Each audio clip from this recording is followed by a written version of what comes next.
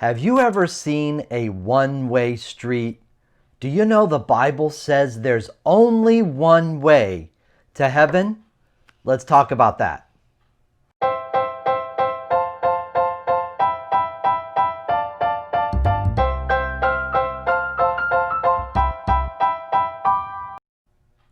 Hey kids and people of faith, it's Pastor Chad. We've been studying the book of Acts in our children's messages to go along with our Sunday morning messages. And 6 times in the book of Acts, earlier 4 times, but today in Acts chapter 19, 2 times the early followers of Jesus were called people of the way. And so when we read in Acts chapter 19 verse 9 this, "But when some became stubborn and continued in unbelief, speaking evil of the way before the congregation, he withdrew from them," that is Paul, "and took the disciples with him." And then a little bit further on in Acts 19:23, we read, "About that time there arose no little disturbance concerning the way." In Bible times, followers of Jesus were called people of the way. And what's really cool about Christians being called people of the way is that people in the Roman Empire would have understood what this means. Maybe we don't today, but let's explain. So, thousands and thousands of miles of Roman roads, just like this one behind me, thousands and thousands of miles of really good Roman roads allowed people to travel freely from place to place. It was the best and safest way to go from one city to another. And here's the cool part. The Roman people spoke Latin, the language of Latin, and in Latin, road or way means via, V-I-A. And Paul and his missionary companions, you remember who those were, right? Well, we've got Luke, we've got Silas, we've got Aquila, Priscilla, Timothy, and Apollos. Remember all those missionary companions?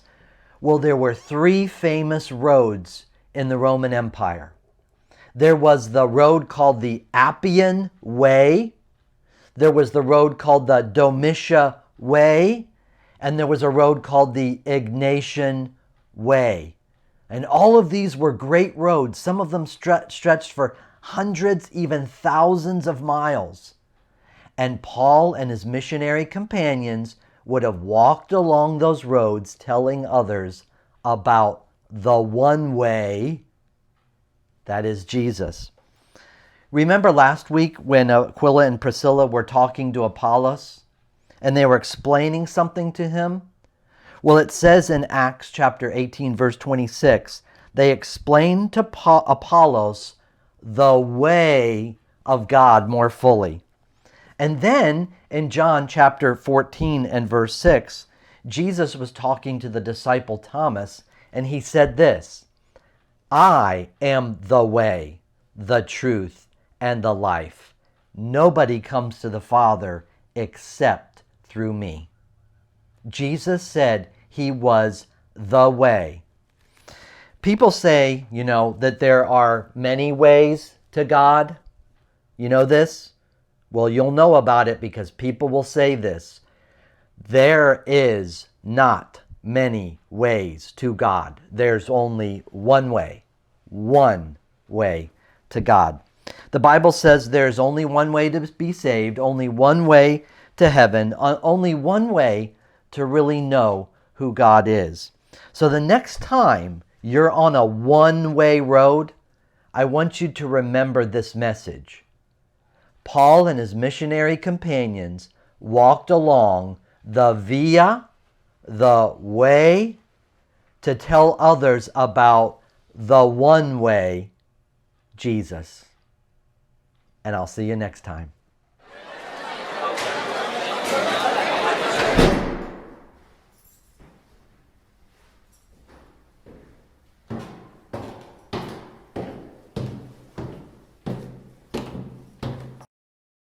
Hey kids, it's Silas here. I wanted to tell you about Timothy and I and our adventures in Corinth. Now, I realized that Pastor Chad had already made last week's video, but I wanted to take this opportunity now to talk to you. Oh goodness, my cell phone's ringing. I don't even know why I have this thing.